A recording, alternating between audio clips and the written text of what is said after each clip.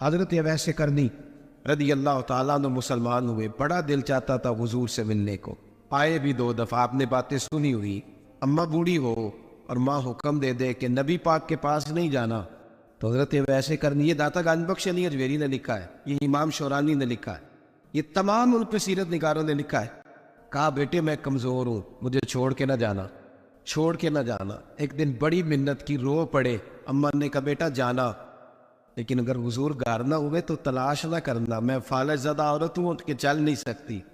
حضرت اویس کہتے میں نے دروازے پہ دستک دی، یہ امام شورانی کے جملے، سید عائشہ صدیقہ اندر سے بولی کون ہے دروازے پہ؟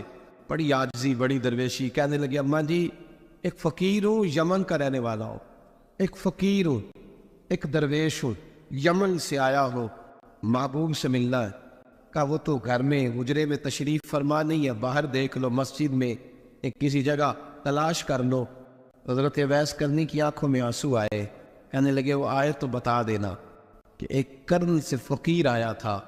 امام شورانی کے جملے ہیں، حضرت عائشہ کہتی ہے مجھے بتانا نہیں پڑا، محبوب گھر آئے تو آتے ہی پوچھنے لگے عائشہ کوئی آیا تھا؟ علم غیب رسول کے منکر اس حقیقت کو بھول جاتے ہیں، غیب مانا کہ راز ہے لیکن راز اپنوں سے کب چھپاتے ہیں۔ نبی کریم صلی اللہ علیہ وسلم کوئی آیا تھا؟ حضرت عائشہ نے سوال عرض کیا یا رسول اللہ آپ کو کیسے لگا؟ حضور فرمانے لگے کسی کی خوشبو آ رہی ہے، کسی کی، یہ امام شورانی کے لفظ ہے، کسی کی اگرچہ غالب خوشبو خود محبوب کی ہے، کسی کی خوشبو آ رہی ہے۔ کہ حضور قرن کا رہنے والا کو فقیر آیا تھا، سلام چھوڑ کے چلا گیا۔ جناب عائشہ کہتے ہیں حضور کی آنکھوں میں آنسو آئے، میں نے کہا حضور وہ گیا کیوں؟ تو محبوب نے فرمایا اس کی ماں بوڑھی ہے۔ محبوب اگر اماں کے لیے کہتے ہیں چل لیکن نا تابی بنے، وہ صحابی نہیں بن سکے، تو تبلیغ کرنے کیسے چلا جاتا ہے بیمار ماں کو چھوڑ کے؟ تو پیر صاحب کے ڈیرے پہ کیسے پہنچ گیا اماں کو چھوڑ؟ تجھے کس نے اجازت دی کہ ماں باپ بوڑھے تھے اور تو کہے کہ میں وہاں جا رہا ہوں، میں نے چلے کرنے ہیں، وظیفے پڑھنے؟ بھائی جب حضرت ویسے کرنی اعلیٰ حضرت امام اہل سنت رحمت اللہ علیہ آپ نے لکھا ہے کہ وہ جو محبوب کا فرمان ہے نا بخاری مسلم رضا اللہ فی رضا الوالد، فرمایا جس کی والد راضی اس کا اللہ راضی۔ اعلیٰ حضرت فرماتے ہیں کچھ 100 ولی، ایک جگہ پہ فرماتے ہیں 1000 ولی ایک طرف بیٹھ کے کہہ دینا کہ یا اللہ اس بندے کو بخش دے، اور اکیلا والد کہہ دینا یا اللہ میرا نافرمان ہے نہ معاف کرنا، تو فرمایا اللہ اس 100 ولی کی نہیں مانتا، والد کی بات مانتا۔ اس لیے کہ حضور کا فرمان آ گیا باپ راضی ہوگا تو اللہ۔ تو میرے بھائی شریعت ایک حقیقت ہے، اس حقیقت کو سمجھیں۔ حضرت اویس کرنی کی زندگی کا ایک پہلو یہ، دوسرا پہلو یہ جو ہے نا بڑی لمبی چوڑی داستانیں، اور بڑا ہمیں شوق ہے تصویروں کا، بڑا شوق ہے، آپ یقین کریں میری طرح کے بہت سارے لوگوں کے پوسٹر چھپتے ہیں، بڑی بڑی تصویریں لگی ہوئی ہیں چوکوں میں۔ استقبال سب سے اچھا وہ ہے جو قیامت کے دن ہوگا۔ اگر اس استقبال دیکھیں نا، یہاں ہم سے پہلے لوگوں کے بڑے استقبال ہوئے، پھر بعد میں کیا ہوا؟ چلے گئے وہ لوگ، مٹی دے مٹی رہ رہی، ایویں کا دی بلے بلے، اج مٹی دے اتے بندے آتے کل مٹی دے تھلے۔ حضرت اویس کرنی خیر التابعین ہے، تابعین میں سب سے پہلا نمبر ہے۔ آپ کی سب سے بڑی فضیلت یہ ہے کہ آپ نا، یہ ہم نہ بتاتے بڑا ہیں، گزرتے گزرتے بتا دیتے ہیں کہ میں تہجد گزار بھی ہوں، گزرتے گزرتے بتا دیتے ہیں کہ مسجد کی جو ٹائلیں ہیں نا وہ میں نے لگوائے، بس کوئی بندہ مل جائے صحیح جس کو ہم کرامتے سنا سکیں۔ میرے جیسے مولوی صاحب بھی بتاتے ہیں، کہتے ہیں جب میرے جیسے اچھے لوگوں کی، وہی بتاتے ہیں جب میں مسجد میں آیا تھا تو 30 بچے تھے، اب پورے 80 ہے، وہی بتاتے ہیں 1.5 صاف ہوتی تھی نمازیوں کی۔ آپ بھائی چھوڑو، اگر بچے پڑھاؤ گے تو اللہ راضی ہوگا، کو بتانے کی بات ہے، وہ ذکر کرنے کی بات، یہ اللہ رسول کا راز ہے، اس کا ذکر نہیں کیا جاتا۔ خواجہ اویس کرنی رضی اللہ تعالی اپنے آپ کو چھپا کے رکھا ساری زندگی۔ اماں جب انتقال کر گئی نا خواجہ اویس کرنی کی، والد پہلے جا چکے تھے، والدہ انتقال کر گئی تو کسی ایک جگہ ٹھکانہ نہیں رکھا حضرت اویس کرنی۔ کیوں بلا؟ یہ کئی دفعہ جو نعرے شعرے ہوتے ہیں یہ بڑی خرابی کر جاتے، اصل کام رہ جاتا۔ دستبوسی کرنے والے کئی دفعہ اتنا دور لے جاتے ہیں کہ انسان کے اپنے وظائف پیچھے رہ جاتے، کئی دفعہ مشکلات ہوتی۔ اس لیے صوفیاء میں ایک ملامتی گروہ ہے، ملامتی، داتا صاحب نے اس کو لکھا ہے، اور اس کا تذکرہ قرآن نے کیا، یجاہدون فی سبیل اللہ ولا یخافون لومۃ لائم۔ فرمایا اللہ کے کچھ بندے ایسے ہیں جو اللہ کے راستے میں جہاد کرتے ہیں، اور جب لوگ انہیں برا کہتے ہیں تو اس کی پرواہ نہیں کرتے۔ ملامتی گروہ جو کہتے ہیں کہ لوگ اگر تھوڑا سا ہم سے الرجی کریں گے تو ہو سکتا ہے، دیکھیں نا جب آپ کو کوئی برا کہتا ہے تو نفس دبتا ہے، کہتا ہے تو کچھ بھی نہیں۔ حضرت باجزید بستامی سلطان العارفین رحمت اللہ تعالیٰ علیہ فرماتے رمضان شریف کا مہینہ تھا تو میں گزر رہا تھا بستان کے بازار سے، لوگ دکانوں سے اٹھ کے مجھے ملنے آنے لگے، تو میرا نفس مجھے کہنے لگا باجزید اتنی شان تو آج بادشاہ کی بھی نہیں جتنی تیری ہے، میں کاروبار چھوڑ کے تو نہیں آتا۔ کہتے ہیں اسی لمحے وہ جو میری روحانی ترقی تھی وہ رک گئی، میں پریشان ہو گیا کہ میں نے لوگوں کی تعریفوں کو بڑا سمجھ لیا۔ کہتے ہیں کھجوریں تھی ریڈی، پتہ رمضان میں کھجوریں بڑی بکتی ہیں، کہتے ہیں میں آگے بڑھا، لوگ سلامیں لے رہے تھے، ایک کھجور اٹھا کے نہ کھائی نہیں، اٹھا کے نہ منہ میں رکھ لی، صرف منہ میں، لوگ کہنے لگے دفع کرو یہ بھی کوئی بندہ ہے جس نے روزہ ہی نہیں رکھا پیر ہو کے۔ کہتے لوگوں نے ملامت کی تو میرا نفس کچلا گیا۔ جب کوئی آپ کو برا کہتا ہے نا، پھر جو سجدے میں رونے کا مزہ آتا ہے وہ تعریف کے وقت سجدہ ہوتا ہے کبھی؟ اقبال کہنے لگے نہ بچا کے تو رکھ اسے، تیرا آئینہ ہے وہ آئینہ، یہ شکستہ ہو تو عزیز تر ہے نگاہ آئینہ ساز میں۔ فرماتے میں کھل کے رویا اللہ کی بارگاہ میں، بندے سارے۔ بابا بلے شاہ صاحب فرماتے ایک دن میرا بھی دل کیا تھا کہ میں اعتکاف کروں پر قصور سے نکل جاؤں، کچھ پیر کہہ کے ہاتھ چومتے ہیں، کچھ سید کہہ کے۔ فرمانے لگے اٹھ بلیا چل اوتھے وسیے، وہ جتھے وس دینی سارے انے، نہ کوئی ساڈی ذات پچھاڑے تے نہ کوئی سانو منے، چلو چلے وہاں جا کے بیٹھتے۔ حضرت اویس کرنی کا یہ کمال رہا۔ اس طرح حضرت باجزید نے کھجور رکھ لی، لوگ برا کہنے لگے، چھوڑ کے چلے گئے۔ فرماتے ہیں جو مزہ اس دن سجدوں میں آیا نا، تھوڑا آگے جا کے میں نے کھجور باہر نکال دی، روزہ میں نہیں ٹوٹا۔ میرا خادم کہنے لگا حضور یہ کیا کیا؟ فرمانے لگے رب کے قریب ہونے کا ایک طریقہ اختیار کیا ہے، یہ بھی ایک طریقہ ہے اس کے قریب ہونے کا۔ صاحبو حضرت باجزید چھپے رہے۔ داتا صاحب نے لکھا ہے ایک اور تابعی تھے حضرت حرم بن حیان ان کا نام، وہ کہتے ہیں میرے دل میں تڑپ لگ گئی کہ حضرت اویس کرنی سے ملوں۔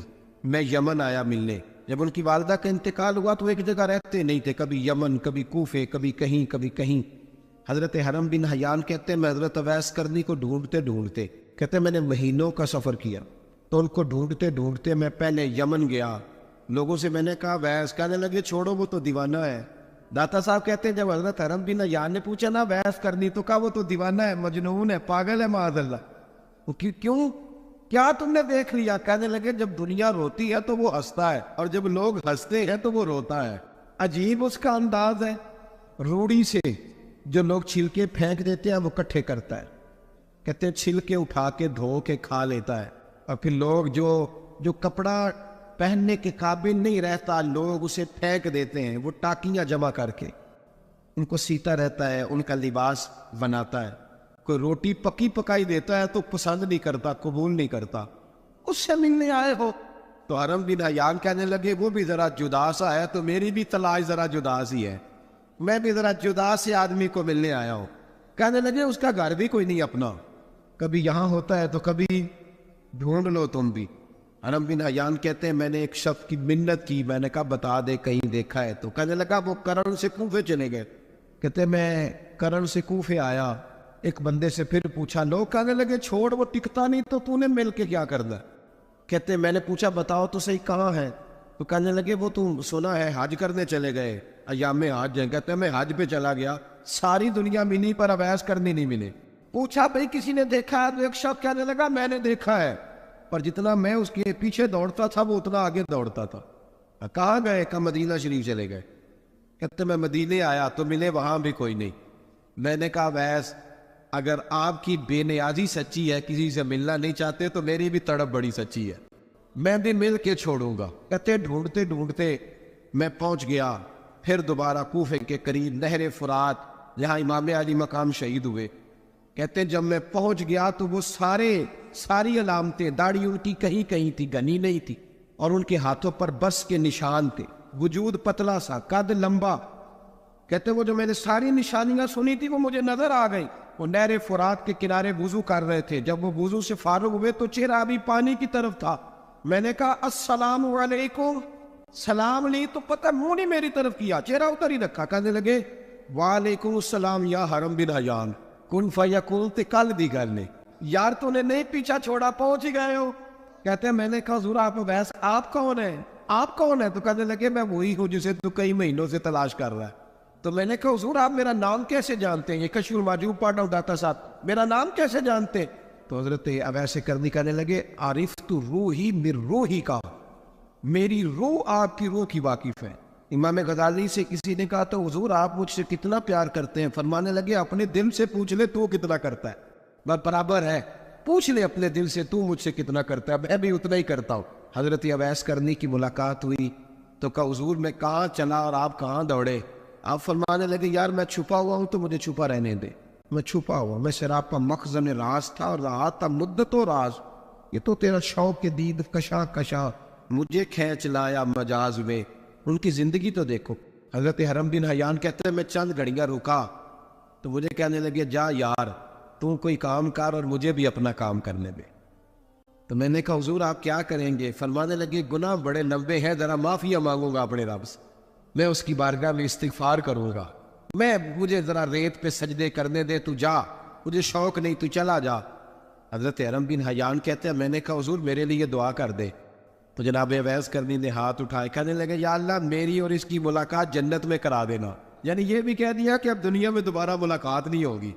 کہتے ہیں میں یہ بولنے ہی لگا تھا، کہنے لگا تھا کہ حضور یہاں نہیں ہوگی، تو کہنے لگے چپ کر، جب جنت کی بات جو کر دی ہے۔ ایک اور بات، پیار صرف سامنے رہ کے نہیں ہوتا، بن دیکھا پیار بھی بڑا شاندار ہوتا ہے۔ میرے محبوب نے اس کو بیان کیا، میرے حبیب رحمت علیہ السلام فرمانے لگے اپنے صحابہ سے تم نے مجھے دیکھ کے کلمہ پڑھا تمہیں ایک مبارک، اور جو بن دیکھے میرے نام پر جانے دیتے انہیں 7 بار مبارکباد۔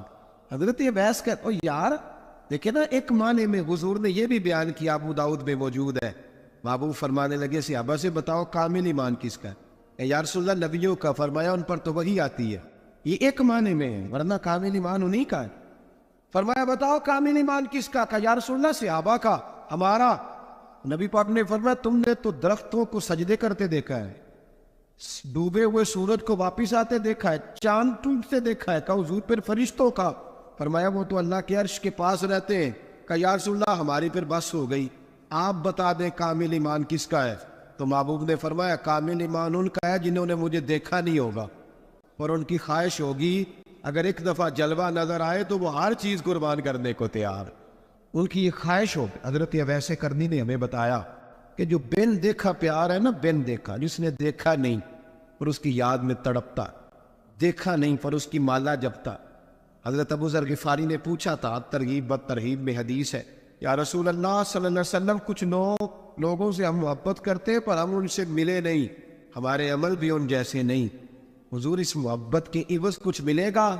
تو محبوب نے فرمایا اللہ محبت کرنے والوں کو جنت میں جمع فرما دے، لیکن کبھی کبھی نہ انہیں اعزاز دینا پڑتا ہے، یہ رب رسول کا اپنا ایک انداز کرم ہے، مجبوری نہیں کسی بات کی لیکن انداز کرم ہے۔ ان لوگوں کو شانیں دی جاتی ہے دنیا، تاکہ کوئی یہ نہ سمجھ لے کہ دنیا میں ان کا اعزاز کوئی نہیں، انہیں بڑے بڑے رتبے ملتے ہیں، انہیں نوازا جاتا ہے۔ حضرت اویس چھپے رہے، آئے نہیں، لیکن محبوب نے انہیں ظاہر کرنا پسند فرمایا۔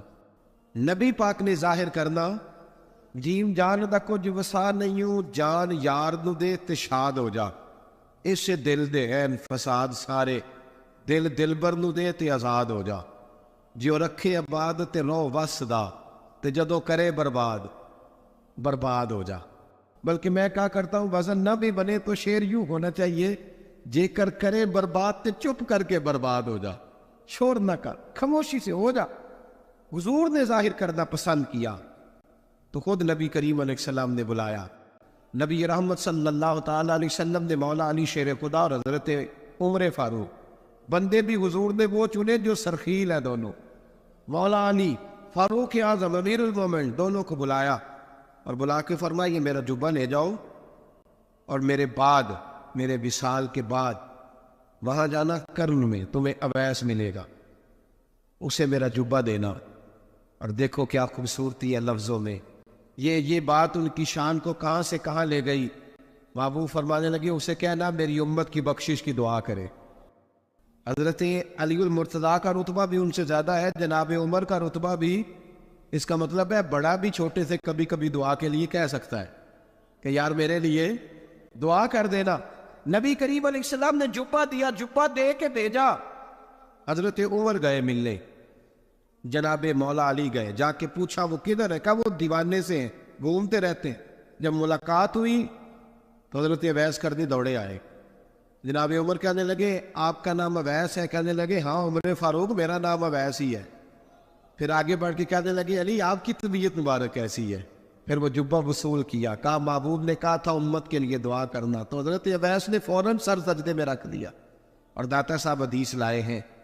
محبوب فرمانے لگے اللہ تعالیٰ بنو کلب کے قبیلے کی بکریوں کے بالوں کی تعداد کے مطابق اویسے کرنی کی دعا کی برکت سے میری امت کو جنت میں داخل کرے. اتنا بڑا اعزاز، اتنا اعزاز حضرت اویسے کرنی رضی اللہ تعالیٰ انہوں نے دعا کی، پھر واپس لوٹے. یہ تو داتا صاحب کی بات ہے. اب اگلے جملے حضرت محدث بہاولپوری نے ایک ذکر اویس نام کی کتاب لکھی ہے. حضرت علامہ فیض احمد صاحب اویسی رحمۃ اللہ علیہ، انہوں نے لکھا ہے کہ حضرت عمر فاروق اور مولا علی جب مل رہے تھے نا تو ایک تیسرے شخص نے کہا کہ اویس ان کی زیارت کر لو جنہوں نے حضور کی زیارت کی، ان کی زیارت کر لو. چلو آپ حضور کی زیارت نہیں کر سکے تو زیارت کر لو.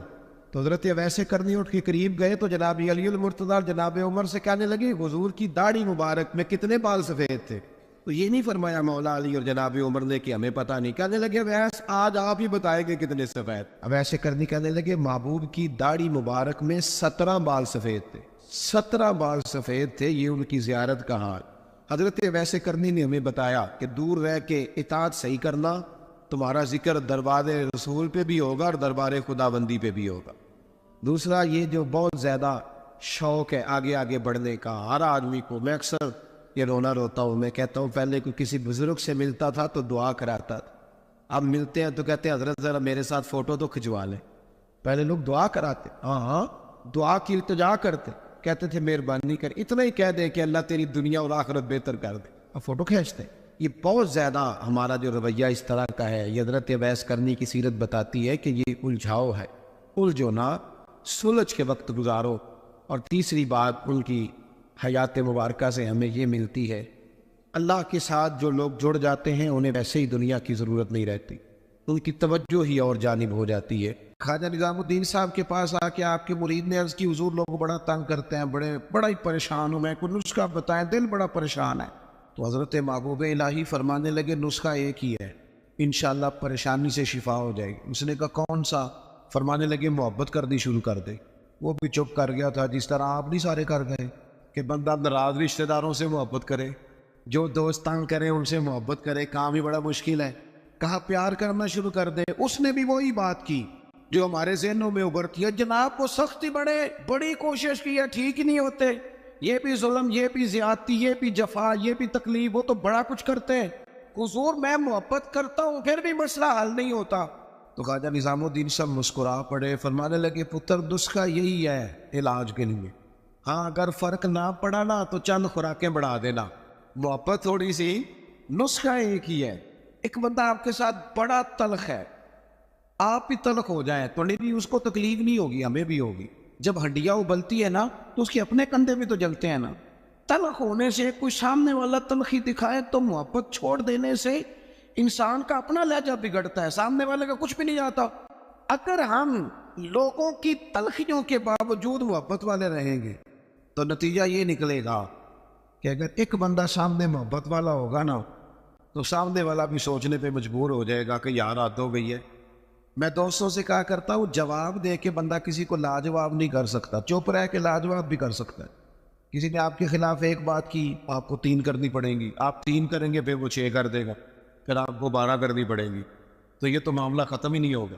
ایک کی آپ چپ کر دیں، اس نے دوسری کی آپ چپ کر دیں، اس نے تیسری کی، 5-6 کے بعد پتا وہ کیا کہے گا تو میں نے پاگل سمجھنا ہے، میں بولی جانا تو جواب ہی نہیں دیتا. اس کا مطلب ہے چپ رہ کے تو بندہ پاگل بھی کر سکتا ہے. اتنا لاج او جتن تہار کوئی کھیڈے کدے ہارن بھی کھیڈ فقیرا. یہ تو سارے کرتے ہیں کام، میں نے جیتنا ہے تو فائدہ کیا ہوا، کوئی انوکھا کام بھی تو کرنا. جتن تہار کوئی کھیڈے وہ تو ہارن کھیڈ فقیرا، جتن دا مل کوڈی پیندا ہی ہارن دا مل ہیرا. کبھی بندہ کہے نا یار میں نے سامنے والے کا کاتوجا کرنا ہے، میں نے ہار جانا ہوں. زندگی پیار والی بنائے. نبی پاک علیہ السلام تشریف لے جا رہے تھے، حضرت انس بن مالک کہتے ہیں میں ساتھ تھا، صحیح بخاری میں حدیث ہے. حضور نے سرخ دھاری دار چادر اپنے مقدس کندھے پہ رکھی ہوئی تھی.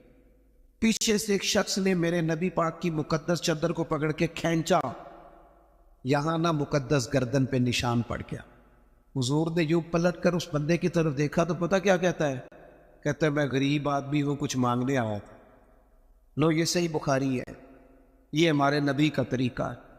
یہاں تو کوئی دروازہ زور سے کھٹکھٹا دے، اسے خیرات نہیں ملتی، دھکے ملتے ہیں۔ کہتا ہے تو قرضہ لینے آیا ہے، دروازہ توڑنا ہے؟ یہاں تو شکے باپ کی سختی برداشت نہیں۔ والدہ نے اگر کوئی بات دبا کے کرتی تو کہتے ہیں میں پابندیاں قبول نہیں کرتا۔ اس نے چادر پکڑ کے کھینچی، مقدس گردن پہ نشان پڑ گیا، اور کہتا کیا ہے؟ کہتا ہے غریب ہوں، کچھ مانگنے آیا ہوں۔ حضرت انس بن مالک کہتے ہیں لوگوں میں نے منظر اپنی آنکھوں سے دیکھا، جب اس نے کہا نا میں مانگنے آیا ہوں تو میرے قریب رسول نے مسکرانا شروع کر دیا۔ یہ کمال ہے، یہ کر کے دیکھو۔ اپنا لہجہ نہیں بدلنا، سامنے والا کوئی بھی ہو۔ یہ کوئی بات تو نہ ہوئی کہ سامنے بندہ تلخ تھا تو لہذا میں بھی تلخ ہو گیا۔ نیکی ہوتی ہے، تجارت نہیں ہوتی، اور نیکی ہمیشہ یک طرفہ ہوتی ہے، دو طرفہ نہیں ہوتی۔ دو طرفہ تو تجارت ہوتی ہے، تو کر پھر میں بھی کروں گا، یہ تو تجارت ہو گئی۔ نیکی تو یہ ہے کہ تو کر نہ کر، میں مدینے والے کا غلام ہوں، میں ضرور کروں گا، مجھے میرے نبی کا حکم ہے۔ میں نیکیوں کو تجارت نہ بنائے، ورنہ تو انتظار کرو گے کہ سامنے والا کرے تو میں کروں۔ حضور مسکرائے اور قربان جاؤں، وہ تو آیا تھا نا مانگنے کہ دو چار چیزیں مل جائیں تو بات بن جائے گی۔ اللہ کے رسول صلی اللہ تعالیٰ علیہ وسلم فرمانے لگے دو پہاڑیوں کے بیچ جتنی بکریاں کھڑی ہیں ساری اس فقیر کو دے دو۔ اپنے انداز میں تھوڑی محبت لائیں، اپنے لہجے میں تھوڑا سا نا پیار لائیں۔ ہم پیار کرتے ہیں پر جہاں مطلب ہوتا ہے، گاہکوں سے پیار بالکل ٹھیک ہے، جن سے لین دین کے معاملات ہیں ان سے ناراض ہو گئے آپ لوگ، غلط بات کر دی ہے۔ اللہ آپ کو سلامت رکھے، میں صحیح کہہ رہا ہوں۔ جہاں کوئی مطلب ہے وہاں معاملہ بالکل ٹھیک ہے۔ اور یار یہ پیار نہیں، یہ پیار کا دکھلاوا ہے، اس طرح تھک جاؤ گے۔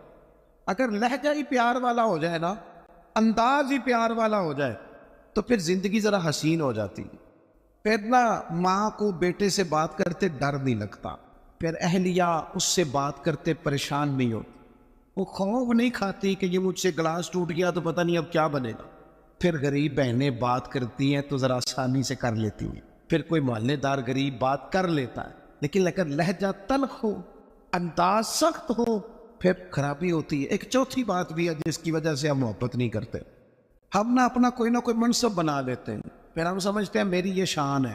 دیکھیں، عالم کی عزت کرنا بڑا ضروری ہے، پر عالم کو یہ تو نہیں نہ کہا گیا کہ وہ علم کے تکبر میں مبتلا ہو جائے کہ میں جو کہ بہت بڑا عالم ہوں۔ اس کو تو یہ اجازت ہے۔ میری بات کی سمجھ آ رہی ہے آپ کو؟ ایک شخص نیک ہے، ہمیں حکم ہے کہ اس کی عزت کرو، لیکن اگر وہ نیک آدمی کہنا شروع کر دے کہ میں جو کہ ولی اللہ ہوں، یہ اس کے لیے جائز ہے، اسے حق پہنچتا ہے۔ میں آپ کو سمجھانے کے لیے عرض کر رہا ہوں، ہم نہ اپنا کوئی نہ کوئی منصب بنا لیا سب نے، 2 4 5 بندوں پہ ہم حاکم بن گئے، لہذا ہم کہتے ہیں اس کے لیے اس کی ضرورت ہے، یہ میری خدمت کرے۔ یاد رکھنا، جو ملازموں کے حق میں تلخ ہو جاتا ہے وہ آہستہ آہستہ سب کے ساتھ ہی تلخ ہو، اسے عادت ڈال جاتی ہے نا روب ڈالنے کی، سب کے ساتھ تلخ ہو جاتا ہے۔ جو جس کے ساتھ بھی رویہ سخت کرتا ہے وہ اس کی طبیعت کا حصہ بنتا جاتا ہے۔ اگر آپ کو اللہ تعالیٰ نے اعزاز دیا ہے تو یہ اس کا فضل ہے۔ زندگی میں جو رب نے ہمیں نعمتیں دی ہیں کبھی گن کے دیکھ لیں، وہ ہماری محنت نہیں، وہ محض اللہ کا فضل ہے۔ تو اگر محض اللہ کا فضل ہے پھر ہمیں جھکے ہوئے ہونا چاہیے تھا، بجائے اس کے کہ ہم اس پر تبصرہ کرتے۔ کسی بندے کے پاس اگر کوئی ملازم ہوتا ہے نا، اس کے پاس اگر ڈرائیور رکھنے کے پیسے ہوتے ہیں، تو آج کل ماحول یہ بن گیا کہ میرا ڈرائیور نہیں رکھا ہوتا، پھر خواہش ہوتی ہے کہ میری گاڑی کا دروازہ بھی یہی بند کرے، یہ اٹھے اور میرے سارے کام یہی بندہ کرے۔ تو میرے عزیز، اس سے بھی بندہ تلخ ہوتا ہے، محبت اس کی طبیعت سے نکل جاتی ہے، موسم محبت بدل جاتا ہے۔ آپ اپنی زندگی میں نرم رہیں۔ صحابہ فرماتے ہیں جب مسجد نبوی کی تعمیر ہو رہی تھی نا، ہم بھی اینٹیں اٹھا اٹھا کے لاتے تھے، اور ہم نے یہ عجیب نظارہ بھی دیکھا کہ نبیوں کے امام، رسولوں کے امام، اللہ کے محبوب مطلق، جن کی زیارت کے لیے فرشتے منتظر کھڑے رہتے ہیں، ہم نے پلٹ کے دیکھا کہ وہ محبوب بھی اینٹیں اٹھا اٹھا کے لا رہے تھے۔ کہتے ہیں جب خندق کھود رہے تھے نا، خندق، تو وہ محبوب جن کے پیروں پر اللہ پتھروں کو نرم کر دیتا ہے، جب ہم خندق کھود رہے تھے نا تو ہمارے نبی پاک بھی ہمارے ساتھ مل کے کام کراتے تھے۔ اپنی زندگی میں اللہ اعزاز دیتا ہے، لیکن اگر آپ اپنوں کے ساتھ مل جل کے رہتے ہیں تو محبتیں فروغ پاتی، پیار بڑھتا ہے۔ حضرت عمر بن عبدالعزیز رحمۃ اللہ علیہ بادشاہ تھے، تو رات کے وقت ایک خادم آپ کو خدمت کے لیے دیا گیا تھا، اور جو لوگ یہاں نا ہمارے، میں پڑھ رہا تھا، علامہ عبد المصطفیٰ ذری صاحب رحمۃ اللہ علیہ بہت بڑے عالم تھے، تو وہ حزب اللہ ناف تقریر کرنے آئے تو فرمانے لگے مجھے نا بڑا لمبا عرصہ ہو گیا ہے، 30 35 سال 40 سال ہو گئے حدیث پڑھاتے، کہنے لگے میرے ہزاروں شاگرد ہوں گے۔ لیکن اگلی بات پتہ انہوں نے کیا کی؟ کہنے لگے ہزاروں ہیں پیار کرنے والے، پر اللہ کا شکر ہے میں اپنے جوتے خود اٹھا لیتا ہوں، میں اپنے جوتے، یہ مرض لگ جاتا ہے بعض اوقات بندے کو کہ کوئی جناب آئے اور میرا چونکہ اعزاز ہے، یہ چیز بھی انسان کو محبت سے دور لے جاتی ہے۔ حضرت عمر بن عبدالعزیز، ایک ملازم آپ کو دیا گیا تھا، رات کو آپ کے پاس رہتا تھا خدمت کے لیے، تو رات کو کچھ لوگ بھی آئے ہوئے تھے آپ سے ملنے کے لیے، تو جناب عمر بن عبدالعزیز رحمۃ اللہ تعالیٰ علیہ تشریف فرما تھے، کوئی کام ہو رہا تھا، وہ غلام کی ڈیوٹی تھی خدمت میں رہنے کی، جوان آدمی تھا، تھک گیا، دیوار سے ٹیک لگائی اور بیٹھا بیٹھا سو گیا۔ اب وہ جو چراغ جل رہا تھا نا محفل میں، وہ جلتے جلتے جلتے جلتے وہ چراغ گل ہو گیا۔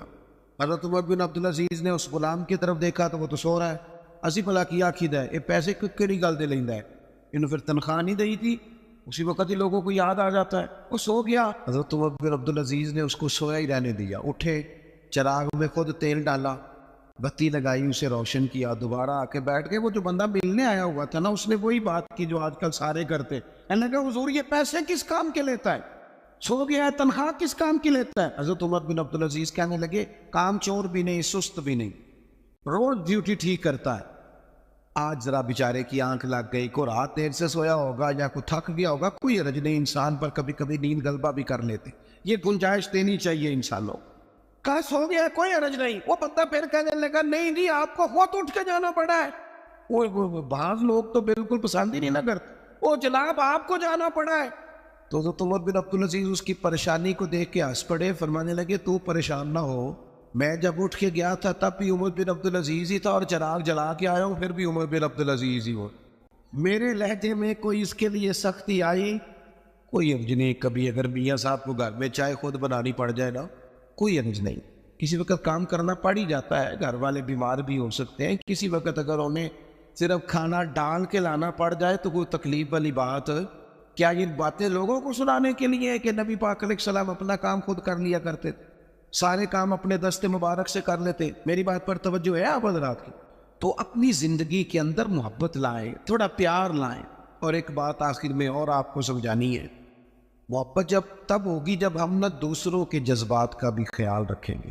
نیند کیا صرف مجھے آتی ہے کسی اور کو نہیں آتی، بھوک کیا صرف مجھے لگتی ہے کسی اور کو نہیں لگتی، سفر کرنے کے لیے راستہ صرف مجھے کو چاہیے، میں نے منزل پہ پہنچنا ہے، باقی دنیا نے نہیں جانا۔ جب ہم صرف اپنے بارے میں سوچتے ہیں نا، احساس نہیں پیدا ہوتا، پھر تلخ ہو جاتے ہیں۔ کبھی بھی کسی بھی شخص سے ملاقات کریں تو اپنے آپ کو اس کی جگہ پہ رکھ کے دیکھیں گے، اگر یہاں میں ہوتا تو پھر کیا ہوتا، معاشرے کی اصلاح ہوگی، محبت پیدا ہو۔ آپ گئے ہیں کسی جگہ، ہر بندے کو جلدی ہوتی ہے، ہر بندے کو میں نے بعض دفاتر میں دیکھا ہے، کام کرنے والا کام کر رہا ہے لیکن باری باری ہے نا، لیکن ڈھیر سارا پروٹوکول ہے، سفارشی ٹیلی فون ہے، کوئی ادھر سے آ جاتا ہے، کوئی ادھر سے آ جاتا ہے۔ ایک شخص ہے وہ کیا کرے گا؟ اگر ہمارا تھوڑا سا احساس والا مزاج ہو نا، دوسرے ہم نا احساس سے بالکل آ رہی ہے، ہمیں اپنا کام چاہیے اور فوراً چاہیے اور فٹافٹ چاہیے۔ میں ایک جگہ پہ حاضر تھا تو اس گھر میں نا ان کے بچوں کو پڑھانے کے لیے ٹیچر آتے تھے، تو اپنے بیٹے سے پوچھنے لگے، میرے وہ دوست کہنے لگے ابھی آئے نہیں ٹیچر کا؟ نہیں، کہنے لگے پوچھتا ہوں ان سے ٹیوشن کس بات کی لیتے ہیں، یا آج میں تیسرا دن نوٹ کر رہا ہوں کہ 15 منٹ 20 منٹ آدھا گھنٹہ لیٹ آتے۔ میں نے اپنے اس دوست سے گزارش کی، میں نے کہا یہ جو تو بات کر رہا ہے یہ کہ ٹیچر کے منصب کے مطابق نہیں، وہ آدمی جو صبح اسکول جاتا ہے پھر وہ دوپہر میں کہیں پڑھاتا ہے، آپ نے مجھے بتایا یہ چوتھی پانچویں جگہ آپ کے ہاں آتا ہے، آپ کبھی سوچ سکتے ہیں کہ وہ لیٹ بھی ہو سکتا ہے، اس کی گاڑی بھی خراب ہو سکتی ہے، لیکن ساری زندگی صرف اپنے بارے میں سوچ سوچ کے بندہ سخت ہو جاتا ہے۔ جب تک جذبات احساسات دوسروں کے پاس، حضور نماز پڑھا رہے ہیں، نماز، مسلمانوں سنو اور یاد رکھنا، خدا را یاد رکھنا، اللہ کرے آپ موبائل کم چلائیں اور میری بات زیادہ سنیں۔ نبی پاک علیہ السلام نماز پڑھا رہے ہیں اور حضور فرماتے ہیں میرا دل کرتا ہے لمبی نماز پڑھاؤ، لیکن پھر پیچھے سے کسی بچے کے رونے کی آواز آتی ہے، میں سوچتا ہوں اس کی ماں پریشان ہو جائے گی، میں بچے کے رونے کی آواز کی وجہ سے لوگوں کی تکلیف کو سامنے رکھ کے نماز چھوٹی کر دیتا ہوں، نماز مختصر پڑھاتا ہوں۔ نماز میں بھی یا رسول اللہ لوگوں کا خیال، نماز میں بھی آپ کو درجنوں حدیثیں ملے گی۔ او نوجوانوں، ماں باپ کا احساس پیدا کرو، بڑھاپے کے درد کو محسوس کرو، اپنے ملک میں وطن میں ایک دوسرے کا احساس پیدا کرو، ورنہ طبیعتیں تلخ ہو جائیں گی، محبت نہیں رہے گی، دشمنیاں ہی پروان چڑھیں گی، آپ کو درجنوں حدیثیں ملیں گی۔ حضور فرماتے ہیں میرا دل کرتا ہے اپنی امت پر تہجد کی نماز ضروری قرار دے دو، لیکن فرمایا تمہیں تکلیف ہوگی لہٰذا میں یہ کام نہیں کرتا۔ حضور فرماتے ہیں میرا دل کرتا تھا ہر وضو کے ساتھ مسواک ضروری قرار دوں، پر تمہیں تکلیف ہوگی لہٰذا میں یہ کام، ہمیں بھی تو کوئی احساس کر لینا چاہیے۔ ہمیں بھی ایک صحابی نے نماز لمبی پڑھائی تھی، لوگوں نے آ کے بتایا تو حضور ناراض ہو گئے، فرمایا تو گیلے جتنی مرضی لمبی پڑھ، لوگوں کو بیزار کرتا ہے، پریشان کرتا ہے، خبردار لمبی نماز پڑھائی۔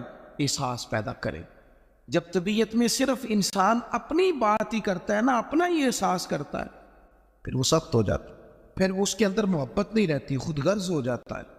خدا مجھے ایسی خدائی نہ دے کہ اپنے سوا کچھ دکھائی نہ دے۔ میں نے دیکھا ہے گاہک کی کوشش ہوتی ہے دکاندار کو لوٹنے کی، تو کیا خیال ہے پھر دکاندار کی کوشش نہیں ہوتی گاہک کو لوٹنے؟ اس کا نتیجہ کیا ہے؟ اگر دونوں لوٹنے والے کھڑے ہیں تو کیا کوئی کہہ سکتا ہے کہ ایک ملک کے ہیں، ایک مذہب کے ہیں، ایک نظریے کے ہیں، ایک علاقے کے ہیں؟ اس طرح قومیں پنپتی ہیں۔ ہر آدمی کا مزاج ہو کہ میں نے کسی نہ کسی طریقے سے، وہ کوئی بندہ اس لیے بھی تو دنیا میں آئے نا کہ میں نے نفع لینا نہیں نفع دینا ہے۔ وہ ایک بزرگ تھے نا دلی میں، تو وہ کوئی کھانے پینے کی سمجھ لیں ناشتہ بیچا کرتے، تو اکثر لوگ آتے تو انہیں کھوٹا سکہ دے جاتے، تو بابا جی نہ کھوٹا سکہ، کھوٹے سکے کا پتہ ہے کہ نہیں؟ وہ ایسے ایسے کر دیں یا ایسے ایسے کر دیں، کچھ تو کرے نا۔ کھوٹے سکے کا پتہ ہے وہ گھس جاتی تھی، یہ پرانے لوگوں جنہوں نے سکے دیکھے نا اوپر سے گھس جاتا تھا سارے نمبر شمبر، تو کھوٹا سکہ وہ چلتا نہیں تھا۔ آپ بھی بزرگ کہہ رہے ہیں وہ آپ بھی پوری طرح پھٹ جائے نا، بیچ میں سے نکل جائے تو کھوٹا ہی ہو جاتا ہے۔ چلو اسی کو آپ مثال سمجھ لیں، کھوٹا سکہ لوگ جاتے بابا جی کو دیتے، بابا جی نہ وہ غور کر کے دیکھتے تو پھر چیز دے دیتے۔ وہ آہستہ آہستہ بچوں میں بات مشہور ہو گئی کہ بابے کو پتہ نہیں چلتا، لہذا کھوٹا سکہ جس نے بھی چلانا ہو بابے کے پاس چلے جاؤ۔ تو وہ بابا جی وہ لوگ نہ کھوٹا سکہ دینے لگے، بات بننے لگی، کافی سارے دن میں کھوٹے سکے 4 5 6 آ ہی جاتے، چپ کر کے رکھ لیتے۔ اللہ اکبر! ایک دن بابا جی کا بیٹا کھڑا تھا دکان پہ، کھوٹے سکے والا ہے تو اس نے کہا چل لے جا دوڑ جا۔ بابا جی کہنے لگے چل پتر دے دو چیز کو یہ رکھنے۔ تو وہ کہنے لگا بابا جی بہت سارے لوگ روز آپ کو کھوٹے سکے دے جاتے ہیں۔ فرمانے لگے پتر تیرا کیا خیال ہے مجھے پتہ نہیں، اسی کسے دے کچھ نہیں لگ دے نہ کوئی ساڈا دردی۔ کہا آپ کو پتہ ہے؟ فرمانے لگے مجھے پتہ ہے کھوٹے دے جاتے، پر میں سوچتا ہوں کسی اور کو بھی تو انہوں نے فریب دینا ہے، چلو میرا گزارا ہوتا ہے باقی مسلمان بچ جائیں۔ ایک میرے دل میں یہ خیال ہے کہ کسی اور کو بھی تو یہ کسی اور کو داغ لگائیں گے تو چلو میں لگوا لیتا ہوں، پتہ نہیں میرا تو کام چلتا ہے، کسی اور کا پتہ نہیں چلے نہ چلے۔ اور دوسری بات کہنے لگے ایک وجہ اور بھی ہے، اور وہ وجہ بیان کرتے رو پڑے، اور کھل کے روئے، اور رج کے روئے، اور تڑپ کے روئے۔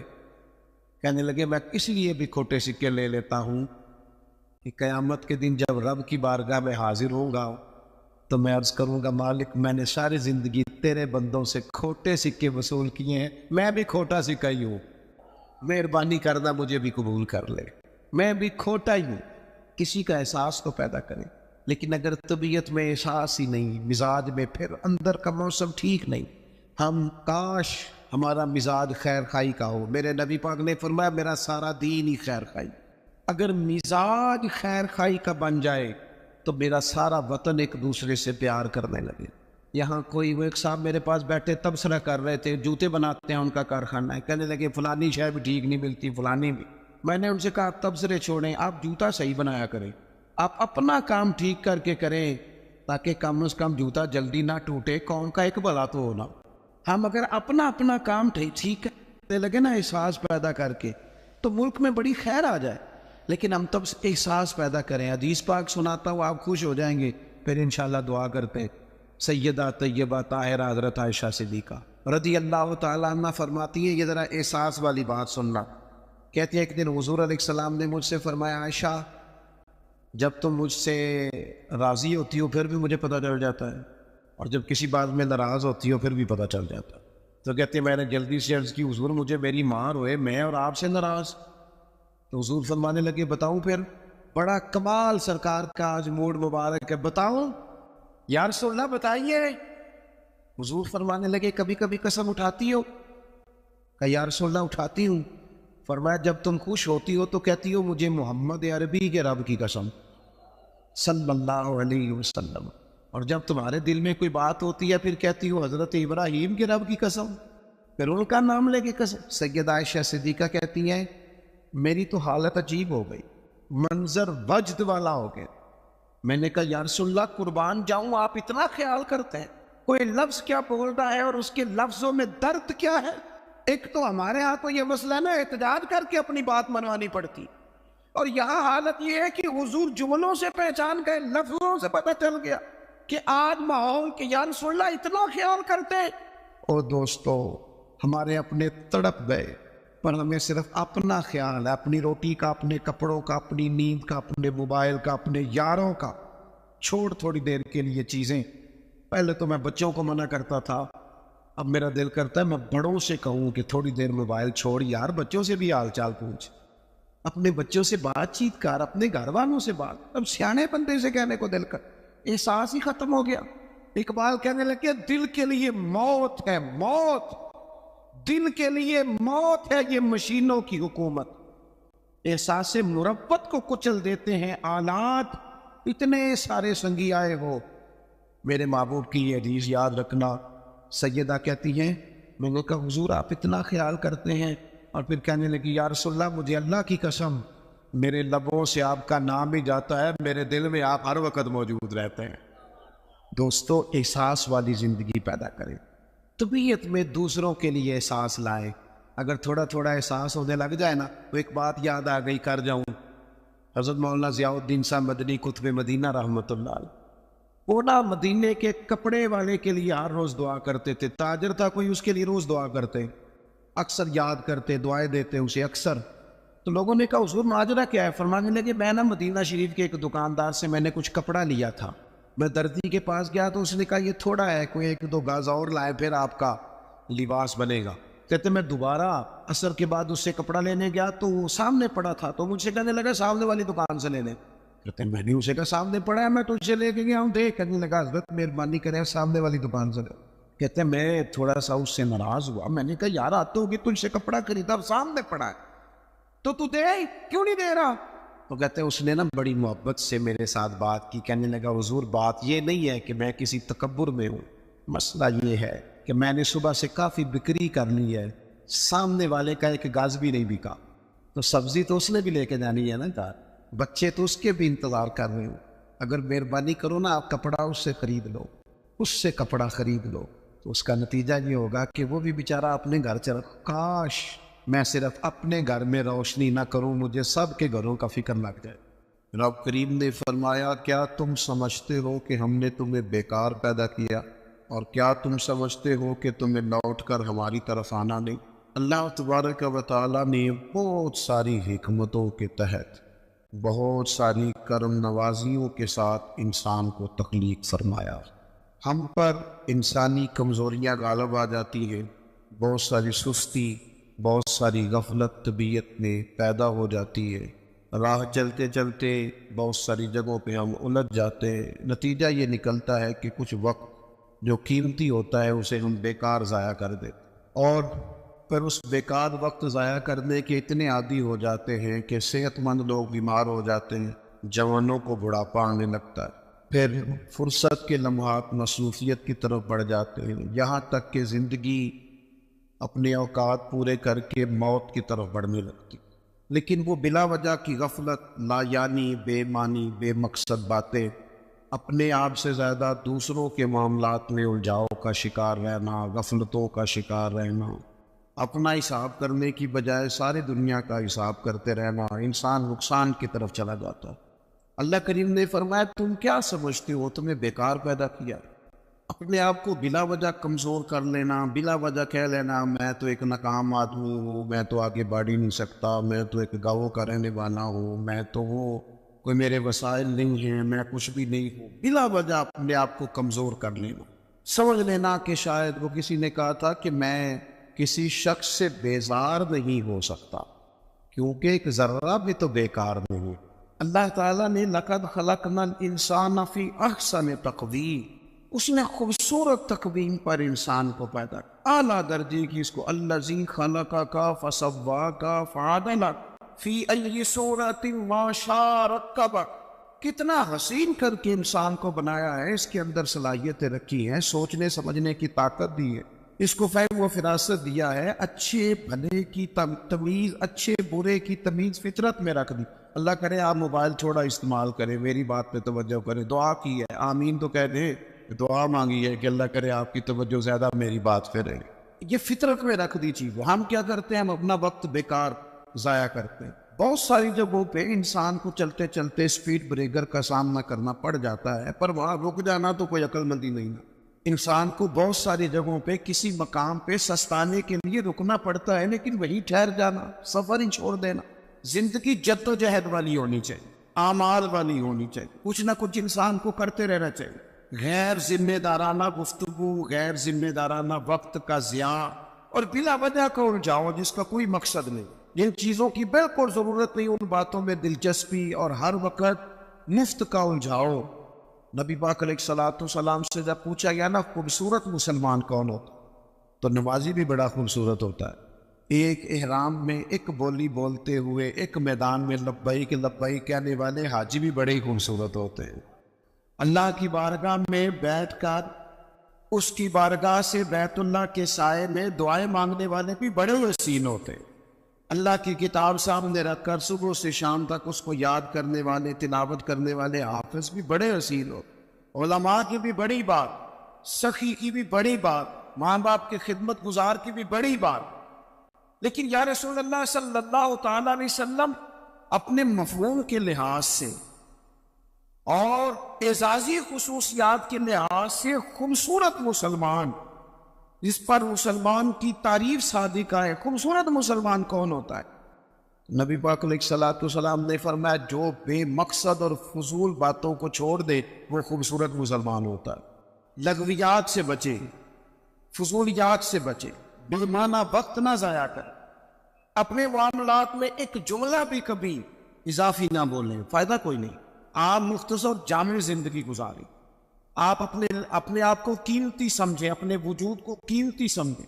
آپ دیکھیں نا، انسان کو اللہ تعالیٰ نے اشرف المخلوقات بنایا، تسخیر کائنات اس کے ذمہ لگائی، اس نے بر اعظموں پر حکومت کر کے دکھائی۔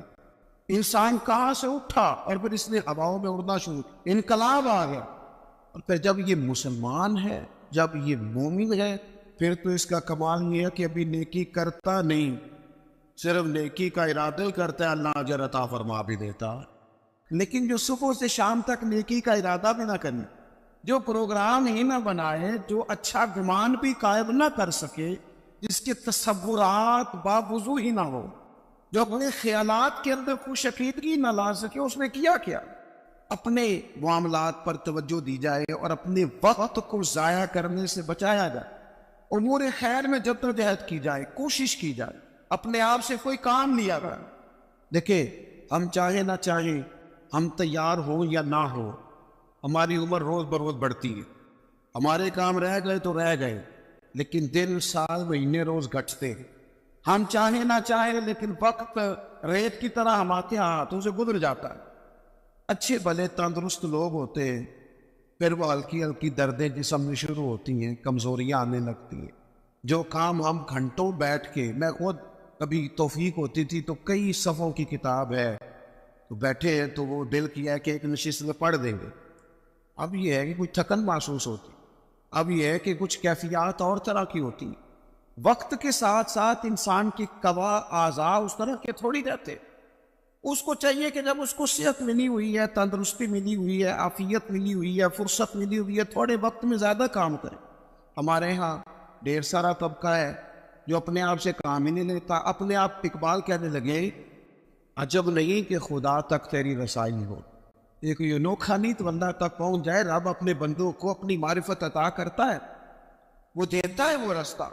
کہنے لگے عجب نہیں کہ خدا تک تیری رسائی ہو, پر تیری نظر سے تو پوشیدہ ہے آدمی کا مقام. تو بندے تک نہیں پہنچ سکا. تو جو کہا من عرف نفسہ فقد عرف ربہ, تو پہلے اپنے آپ کو تو پہچان نہ, اپنے آپ سے کوئی کام تو لے. اچھا میں دیکھتا ہوں ایسے چھوٹی چھوٹی دنیا بنا کے نا, چھوٹی چھوٹی سیاست میں سارا وقت ضائع, یعنی اپنی تعریفیں لوگ کرتے رہتے. شکر ہے اللہ کا جی اتنی دیر ہو گئی فلانا کام کر رہا ہوں, شکر ہے جی میں نے یہ بھی کر دیا. بڑا کہو بھائی تو رہنے دینا, یہ کسی اور کو کہنے دے. تو کام کر, تو جدوجہد کر, تو ہمت کر, تو آگے بڑھ. تو سال نہ گنوا, تیرے گزر گئے. یہ زمانہ بعد میں گنتا رہے گا, یہ لوگ بعد میں حساب کرتے رہیں گے کہ اعلیٰ حضرت بریلوی نے 1000 کتاب لکھی, عمر کتنی تھی, پڑھنے میں کتنا وقت گزرا. لوگوں نے نکال لیا کہ ہر روز 3 گھنٹے تو ان کے لکھنے کے بنتے ہیں. اور بعد میں دنیا نکالنے گی کس نے کتنا کام کیا. تو ڈیوٹی کر, تو کام کر, جدوجہد کر. ہم میں سے جو لوگ بھی ناکام ہو جاتے ہیں نا, وہ کہتے ہیں کہ میں فلانے کی وجہ سے ناکام ہو گیا. فلانا بندہ اگر میرا ساتھ دے دیتا, فلاں اگر سپورٹ کرتا. یہ دنیا کا سب سے بڑا جرم ہے کہ انسان اپنی کوتاہیاں دوسروں کے گلے ڈالے. سب سے بڑی ناکامی یہ ہے. ہم سستیاں کرتے ہیں, غفلتیں کرتے ہیں, بوجھ دوسروں پہ ڈال دیتے ہیں. دنیا میں جہاں بھی ہم ناکام ہوتے ہیں نا, رب تو کسی کو ناکام کرتا ہی نہیں. ہم اپنی کمزوریوں کی وجہ سے, احساس ذمہ داری نہیں, پڑھنے والا پڑھتا نہیں وقت پہ, پڑھانے والا وقت پہ پڑھاتا نہیں, ڈیوٹی کرنے والے ڈیوٹی نہیں وقت پہ کرتے, ہم ناکام ہو جاتے, وہ دوسروں پہ ڈال دیتے ہیں.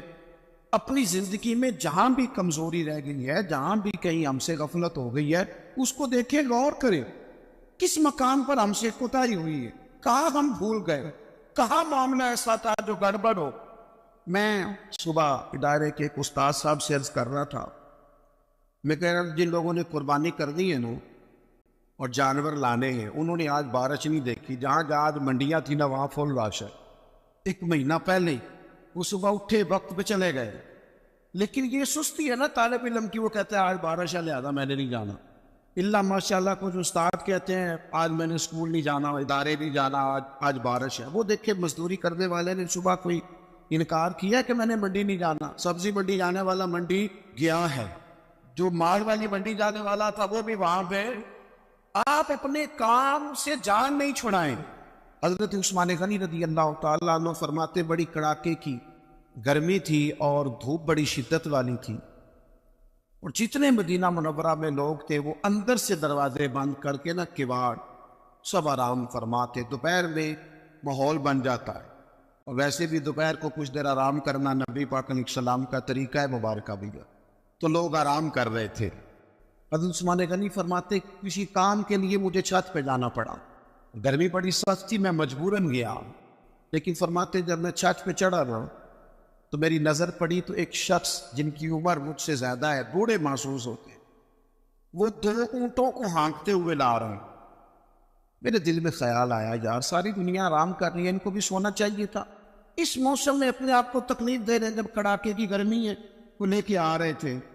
تو حضرت عثمان غنی فرماتے میں نے کہا جن کو نصیحت ضرور کرنی ہے, سمجھانا ضرور ہے. جب عصر کے بعد جانا ہوں چرانے, جب ساری دنیا چراتی ہے, اس وقت کیا حاجت تھی.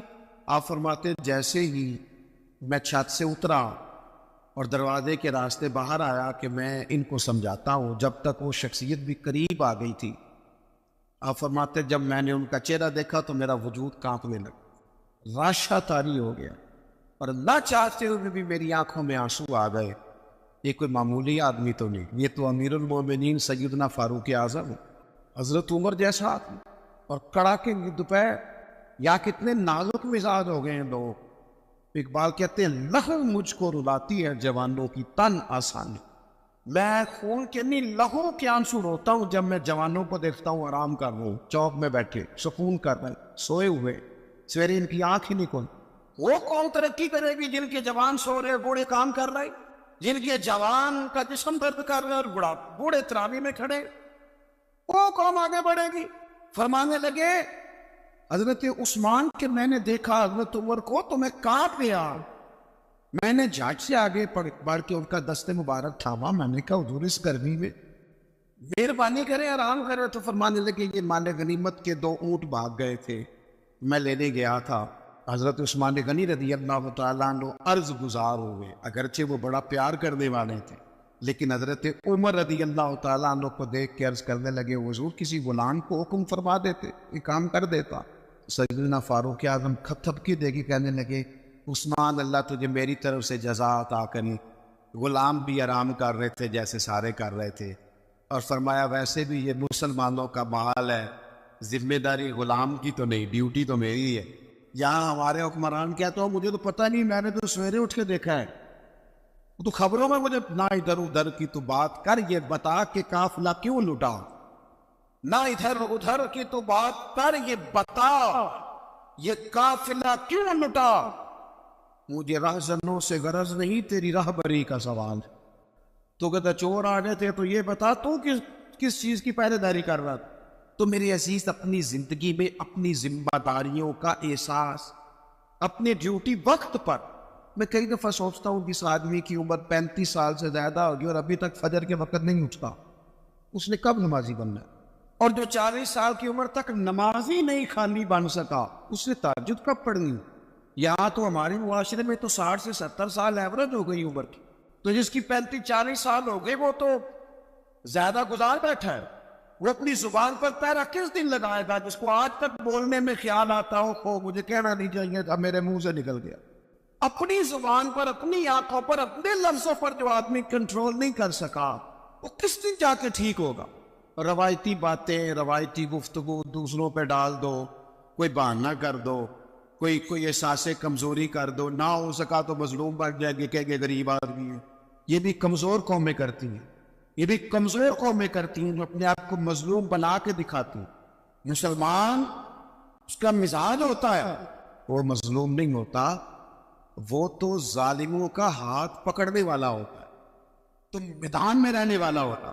اپنے آپ سے, اپنے وجود سے کام لیا. آپ اپنے بزرگوں کو دیکھیں, تھوڑے وقت میں زیادہ کام کرنے والے لوگ, اور اتنا کام کرنا. یہ بھی بات کر رہے تھے شیخ, گفتگو کر رہے تھے حضرت غوث پاک رضی اللہ تعالیٰ.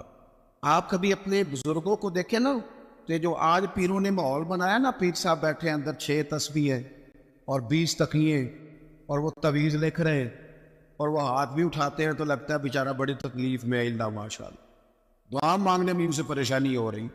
کیا مذاق بنایا ہو. صوفی تو زندہ اور جاوید ہوتا ہے, وہ تو تازہ دم ہوتا ہے, پلٹنا جھپٹنا, جھپٹ کر پلٹنا, لہو ایک گرم رکھنے کا ایک بہانہ. تو طاقتور ہوتا ہے, اس کے مزاج میں تو گرمی ہوتی. اقبال کہتے ہیں کہ حاضر ہوا میں شیخ مجدد کی لحد پر, وہ لحد کے ہیں زیر زمین مطلع انوار, وہ ہند میں سرمایہ ملت کا نگہباں. اللہ نے کیا جس کو بر وقت خبردار, جدوجہد مزاج بھاگنا دوڑنا. اور ایک جگہ پہ اقبال کہنے لگے ہے وہی تیرے زمانے کا امام برحق, جو تجھے حاضر و موجود سے بیزار کرے, اور موت کی شکل میں دکھلا کے تجھے جلوہ یار, زندگی تیرے لیے اور بھی دشوار کر. درویش تو وہ ہے جو تیرا جینا مشکل کر دے, کہ کب مروں گا اور کب جا کے مدینے والے کی زیارت نصیب ہو. اور تو یہ ہے کہ سستی کاہلی ٹھہر جائیں گی قبلہ آرام میں, چھوڑے ان چیزوں.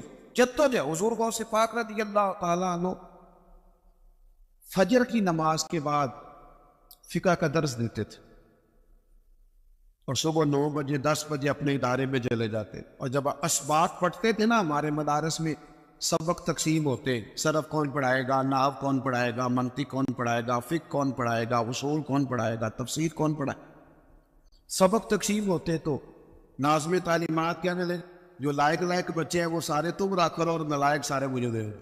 کسی کو نالائقوں کا بھی تو سرپرست بننا ہے, تو مجھے دے دو, نالائقوں کو پڑھاؤ. پھر زور تک کلاس ہوتی, زور کے بعد تفسیر کا درس ہوتا, عصر کے بعد حدیث کا درس ہوتا, اور پھر رات کو 70 ہزار کا مجمع تقریر سننے آتا. اور تقریر یہ نہیں تھی کہ بس ٹھیک ہے کہہ دی بات, فرمائشی خطبہ. 70,000 لوگ خطاب سننے آتے ہیں, تو 300 علماء ہوتے ہیں ان میں, جن کے ہاتھوں میں کاغذ قلم ہوتے. غوث اعظم ارشاد فرماتے تو تحریر ہوتا کہ یہ نقطہ تو کبھی سنا ہی نہیں. اتنی محنت سارا دن کی, پھر اپنے بال بچے کو وقت دیا، اور پھر حال یہ ہوتا کہ دنیا سو جاتی اور بغداد کے مرشد مصلی بچھا لے، اور پھر ساری رات اپنے رب کے حضور والذین یبیتون لربہم سجدا وقیاما، ساری رات رب کے حضور حاضری ہوتی۔ ساون کی کالی راتوں میں جب بوندا باندی ہوتی ہے، وہ راتوں کو اٹھ اٹھ روتے ہیں جب خلقت ساری سوتی ہے۔ اور میاں صاحب کہنے لگے رات پوے تے بے دردانو نیند پیاری آوے، تے درد مندانو یاد سجن دی ستیاں بھی آن جگاوے۔ تو اپنی اوقات دیکھے کتنا مصروف وقت بنا دے، اوقات مصروف، اپنی زندگی میں چیزوں کو طے کرے اور کچھ کر جائیں، اپنی لائف سے کوئی نہ کوئی، اپنے وجود سے، زندگی سے کوئی کام لے، اسے کسی کام لگائیں، خدمت میں گزار دے، خدمت میں۔ ہمارے ایک بزرگ ہیں، وہ میں دور گیا ہوا تھا کیروڑ پکے کی جانب، جنوبی پنجاب کی طرف، بڑے پرانے بزرگ مجھے ملے، تو وہ نا ابھی بھی عمر 100 سال کے لگ بھگ ہے، تو ڈھیر سارے کام کھڑے ہو کے امامہ باندھ رہے۔ میں نے ان سے کہا کافی عرصہ پہلے، میں نے کہا جناب آپ بڑے تازہ دم میں، کہنے لگے میں نے ارادہ کیا تھا کہ مخدوم نہیں بننا، خادم ہی بننا ہے، بندہ مخدوم بنتا ہے تو سست ہو جاتا ہے۔ وہ کہنے لگے پہلے خدمت کی ماں باپ کی، استادوں کی، پھر کی بہن بھائیوں کی، بچوں کی شروع کر دی، پھر اللہ نے موقع دیا تو پوتوں کی خدمت شروع کر، ان کو پڑھانا ہے، بیانا ہے، کام لگانا، ساری زندگی یہ ارادہ نہیں کیا کہ لو جی میں ان فارغ ہوں۔